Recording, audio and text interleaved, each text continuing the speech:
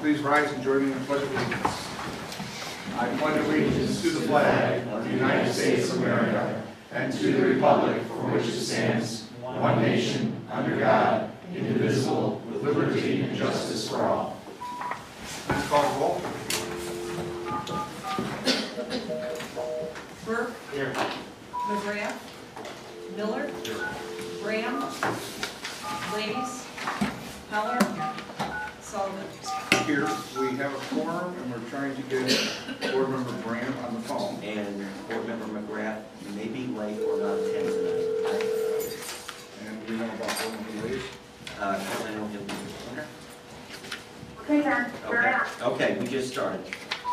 Would you call her name, the roll? Graham. You still there? That's here. Okay. Okay, before we get to communications, the only thing I'd like to do is congratulate Maine East for starting an undefeated season. And I would like the record to reflect that I'm wearing my Maine East colored tie in support of Maine East. Thank you. And when I told my son I had a Maine East sweatshirt, he told me he was going to disown me. But it was a risk I was willing to take. And let the record reflect that Mr. Lays is here as well. Okay, public comments. SBHC presentation. Yes, sir. Before we say that, staying with Maine East football, I want to put some information in front of the board. The Booster Club bought a in-zone camera, which is a camera that we use at all. I think South has had one for 10 years. West has had one for at least a year. The Boosters bought one. I'd like to see if the board has an objection to going ahead and giving permission for East to use that. We'll bring it as an official donation in October. It's about a $4,000 item. And I hate to see that losing streak end if we don't get this end zone camera in play by the way. No. Oh, but all that really means is that the property was purchased by the Boosters and it doesn't convert to the school district until we approve the donation. Yeah. So they're using Booster property at the moment. Yes. Yes. Any objection? Hearing none, we'll move forward. Now can I call SBHC? Yes, you can, sir. SBHC. The advisory board for the school-based health center has said that hopefully on an annual basis, or at least every couple of years, we really want to take just a few minutes of your time to reinforce, give you a little bit of data, and have you have some face time with our medical director, Dr. Frank Belmonte. We've got just a couple slides we're going to go through very quickly. Again, some of these data points you know, some of them are updated.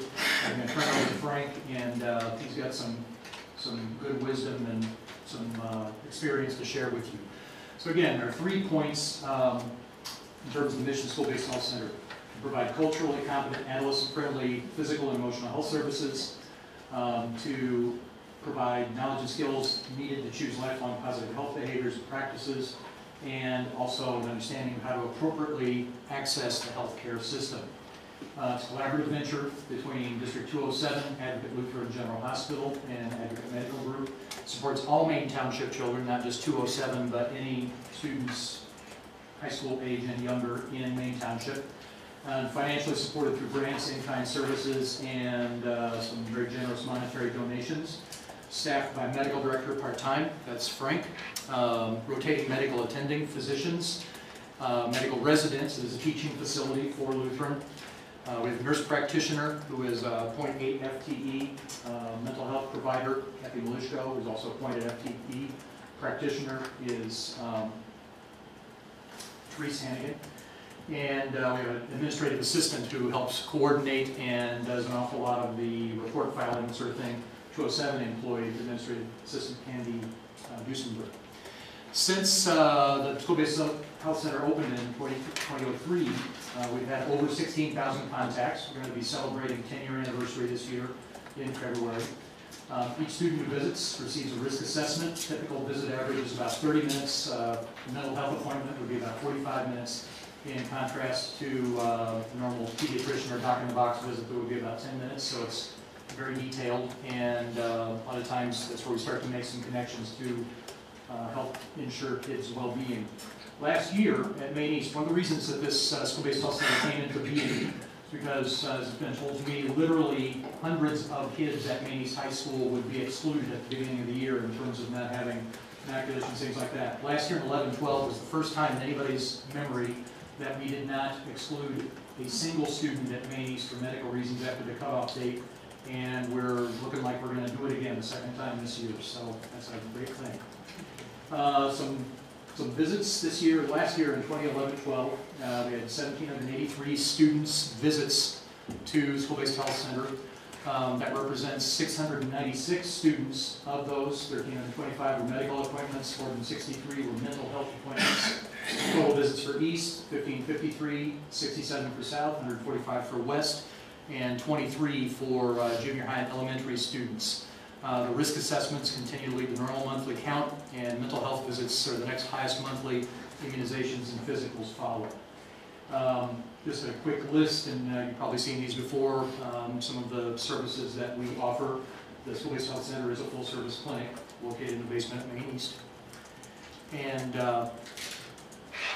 two primary goals as we're moving forward. We continue to work to try to close the gap in terms of funding between the available resources and the annual cost of operating the School-Based Health Center.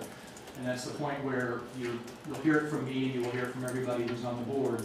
We are incredibly grateful on behalf of the students for the support that the school board continues to offer every year to bridge that gap between available grant monies from the state, donations in the community, and it really does make a difference in the lives of so many kids.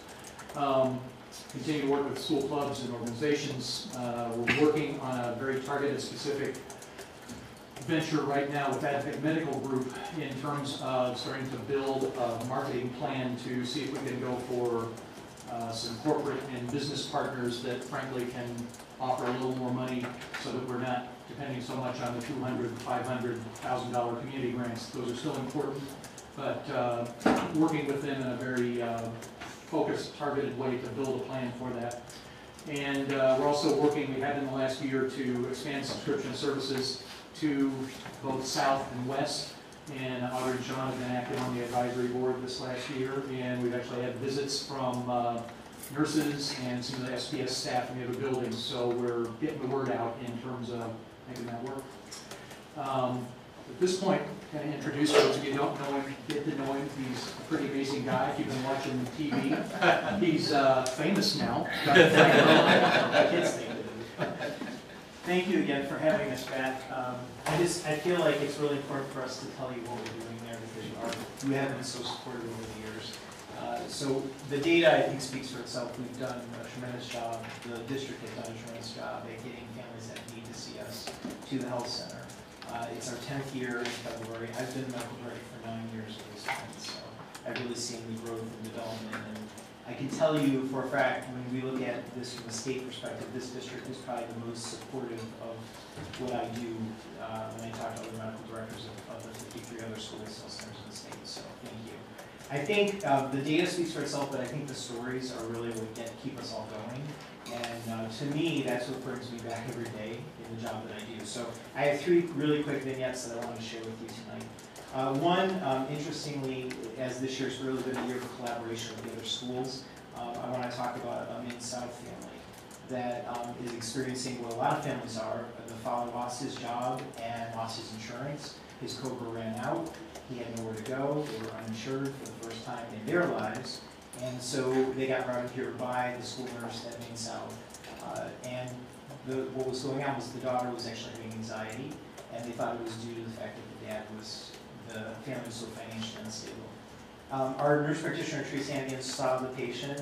She talked to me about the patient. We did some lab tests and actually found that the daughter had a thyroid disorder. And that's the reason why she was anxious. So we treated the thyroid disorder. She's now seeing us regularly at the health center.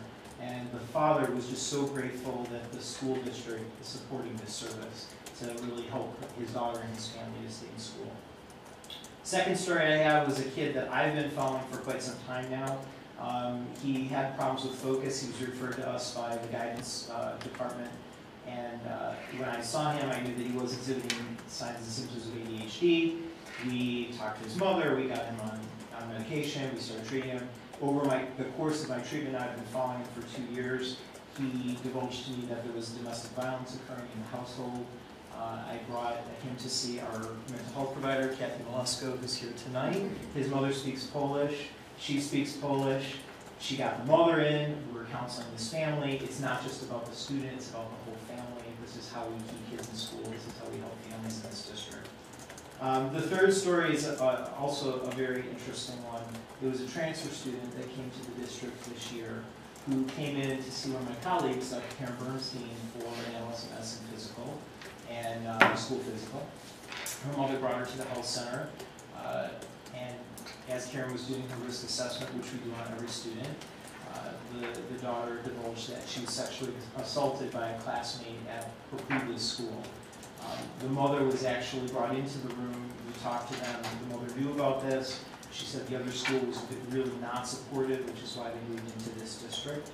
And she was really impressed with the fact that now we're getting her mental health services, we're seeing her in the center, that this district is committed to the students in the district. So it's just 3 stories, but it kind of gives you a little bit of the tip of the iceberg of what we see on a daily basis. There's a crisis with mental health right now in the American population, which we all know, and I think the School-Based Health Center really provides a service that is unparalleled to many other clinics. We've been working collaboratively with the 3 schools. We were able to get EpiPens placed in all 3 schools for kids with allergies this year. Our nurse practitioner worked on that. We're working with the nurses at Maine West to get a dental van there to help with dental health as well. So I just thank you again. There's no school district like this when I talk to other people in the state, you know. So thank you for supporting the students' ability to be well and do well. Thank you. Thank you.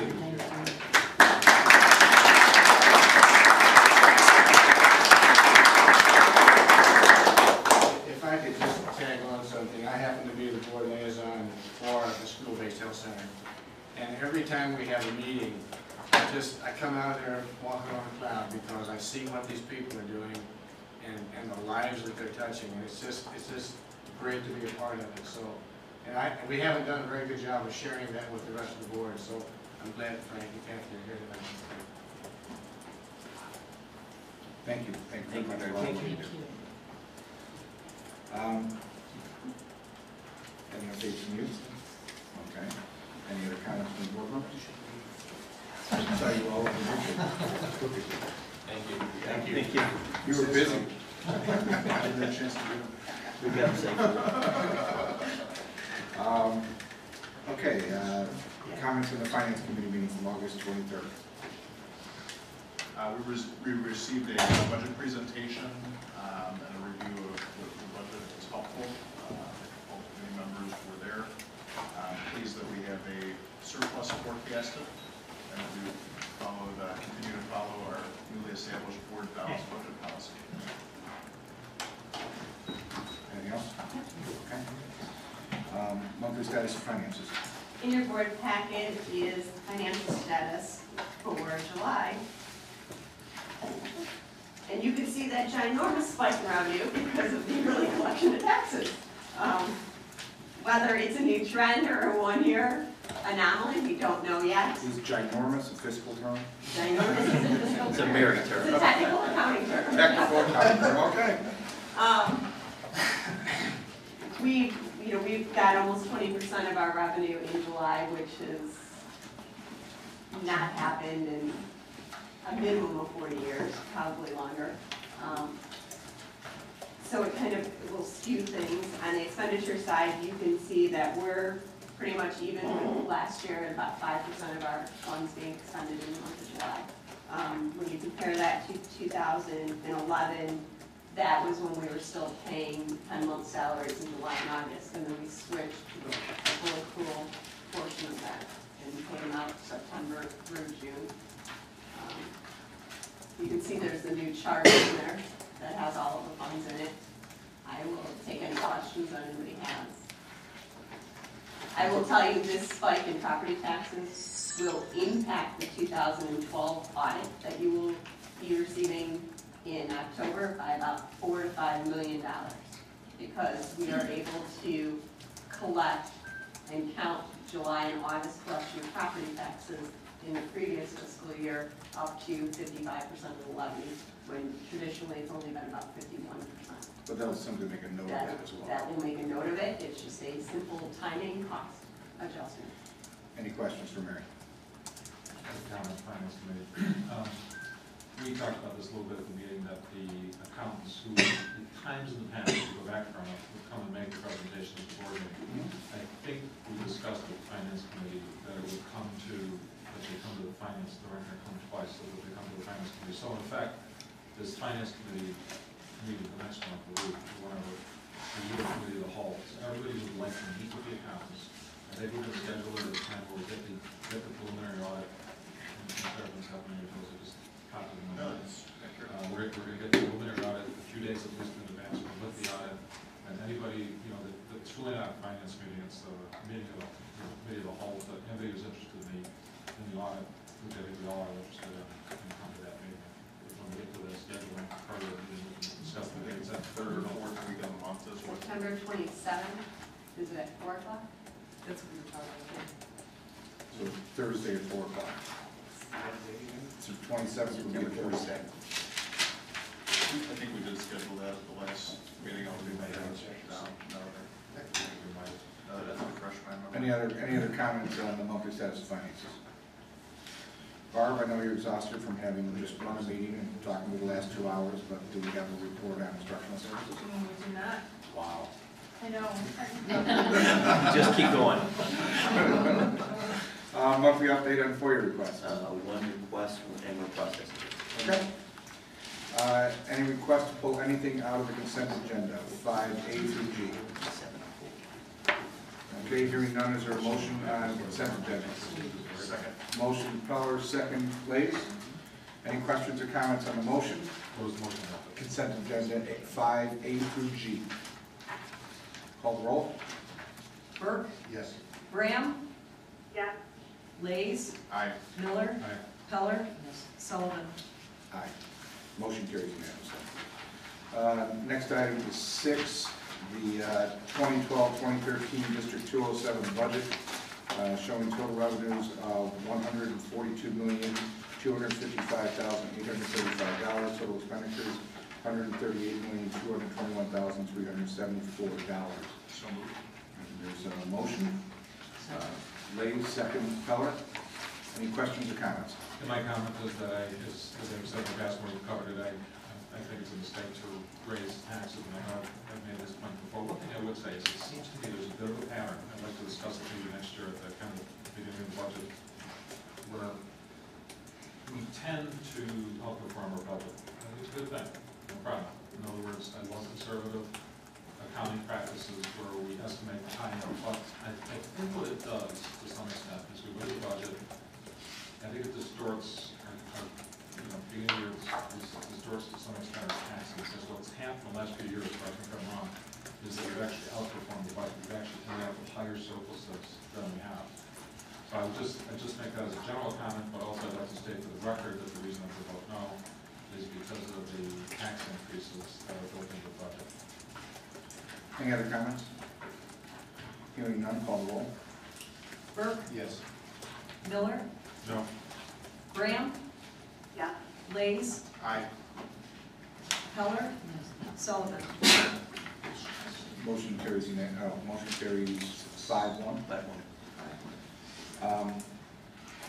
Okay, next item, number 7, use of facilities, Maine West American Cancer Society Relay for Life, requesting the Board of Education authorize the superintendent of schools to enter into a contract with the American Cancer Society. Second. Miller, second. Burke. Questions or comments on the motion? Call the roll. Graham, Yes. Lays, Aye. Miller, Aye. Burke, Yes. Heller, Sullivan. Aye, motion carries unanimously. 8, we have the awarding of contracts. There are 3 contracts.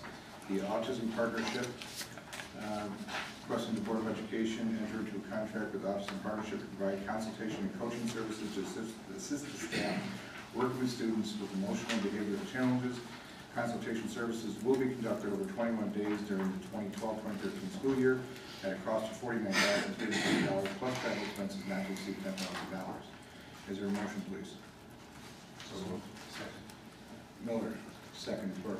Questions or comments on the motion? I have a comment. Is this one of the things we'll be looking at this year to make sure that the service is delivering what we want? Yes, yes, this helps to develop programming for our more significant needs. So yes, thank you. Any other questions or comments? Yeah, John, it's Joanne. Yep. I just want to make sure that all the concerns raised last month have been addressed. Concerns Yes. were raised by Margaret.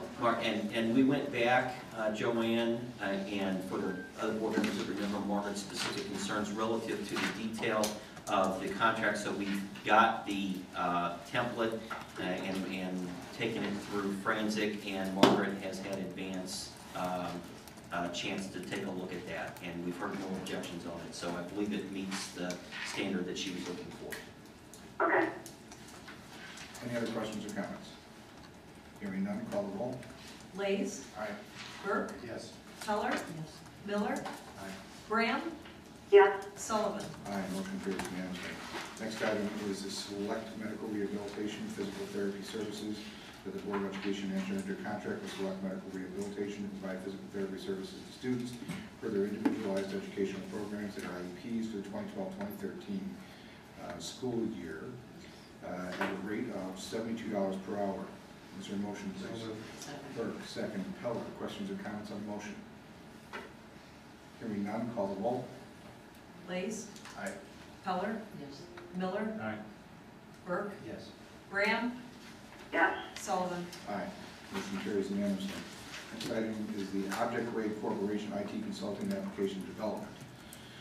That the Board of Education enter into contract with Object Wave Corporation, replacing the contract with Robert Half Technologies for consultation, Java development, and testing of student information system reports, analytics, data integration, and procedures for up to 1,220 hours after an initial 5-day settlement planning phase, and for a total cost not to exceed $75,000. Work will be billed weekly based on the contracted hourly work performed within canceled at the time. Independent contractor agreement and statements of work are contained in the appendices. Motion, please. So moved. Burke, second. Heller, questions or comments on the motion? Hank, do we address all the concerns that we discussed last month? Yeah, and it follows the same model contract that the other ones did. Okay. Any other questions or comments? Hearing none, call the roll. Burke, Yes. Graham, Yes. Lays, Aye. Miller, Aye. Heller, Sullivan. Aye, motion carries unanimously. Number 9, calendar items. September 25th is the first day for circulating nominating petitions for the 2013 school board election. October 1st, 2012, 7 p.m. here in the boardroom is the next regular meeting of the Board of Education. And October 8th, 2012 is Columbus Day, no school. Anything else to add to the calendar? That's September 27th, Number 4 47, o'clock 4 o'clock. is the finance committee, that committee of the whole that Ed and Eric referenced, and we'd like to encourage all board members to attend if We've asked for possible. the draft audit report at least a few days, recognizing that it's on a Wednesday. I would love to see it the prior Friday. That This is is our, a Thursday, just so we're clear, because I know I've got a board, 27th is the Thursday? I've got a board meeting 25th, and it's always Yes. Tuesday. Yeah. Okay. it is always our Just one goal extra and day. timeline to get it out that Friday before. Yeah, Yeah. but certainly 3 or 4 days in advance, because I do think it's one option we should have. Hopefully, and we can at least meet the Friday notice prior to, so that would give you almost a full week. Okay. And more, again, Any other comments on the calendar? Not looking at it.